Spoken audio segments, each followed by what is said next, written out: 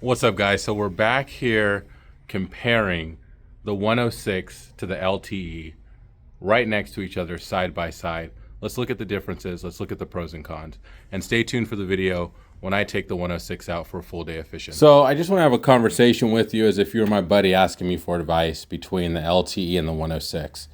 If you saw my other video on the LTE, I rant and raved about it because it's a 60-pound kayak that you can pick up and just throw on top of a minivan, throw on top of a SUV, and not really have to worry about it.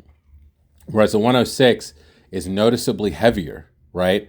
So it's going to be a little bit, harder to do that. Not impossible by any stretch of the means. It's just what I believe is the easier it is for you to get out on the water, the more likely you're going to go out on the water and the more often you're going to go out on the water.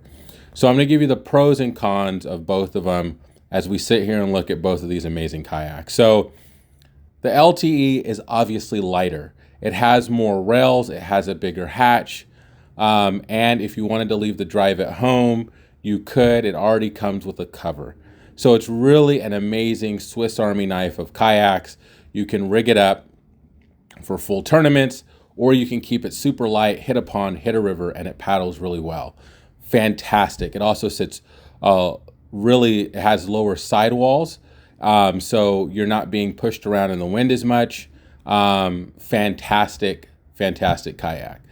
But so is the 106. So I'm going to take my bias out of loving the grab and go kayaks, and we're going to talk about the really good benefits of the 106. So if you're trailering this or you're putting it in the back of a truck, the weight difference really isn't going to matter that much to most people. I do like the 106 drive just a little bit better. I love that it has the storage in it already right out of the gate. It does float. Why you would drop your drive in the water, I don't know, but things happen, so that's pretty cool. Lifting the drive up and putting it down is easier than in the LTE. However, if you did just want to leave your drive at home, you're doing a lot of super shallow fishing, maybe going in and out of the river, having to maybe drag it over some rocks a little bit, you are going to have to get a cover for the 106, whereas the LTE does come with that cover. Also, there's no denying it. Both kayaks are really stable. I can get in, stand on them, both.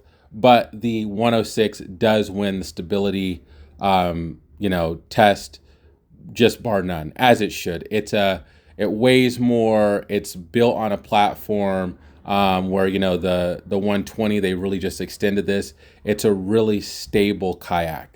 The other thing I like about the 106 over the LTE is how you put the rudder up and down.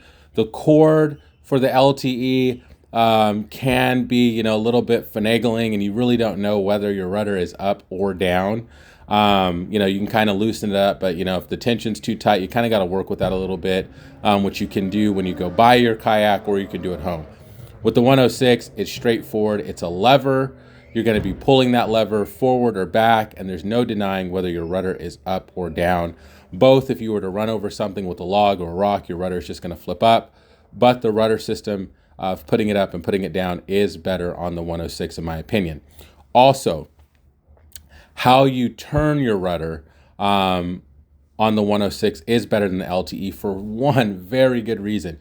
You could actually lock the rudder into place on the 106. So sometimes, as I'm paddling on the LTE, and this is any kayak, if you're actually pedaling one of those kayaks that has a rudder, your rudder can tend to move from left to right a little bit, or if it's getting hit by the current, it can start to move. So when you're trying to pedal and steer with a hand steering mechanism, it's really not the best.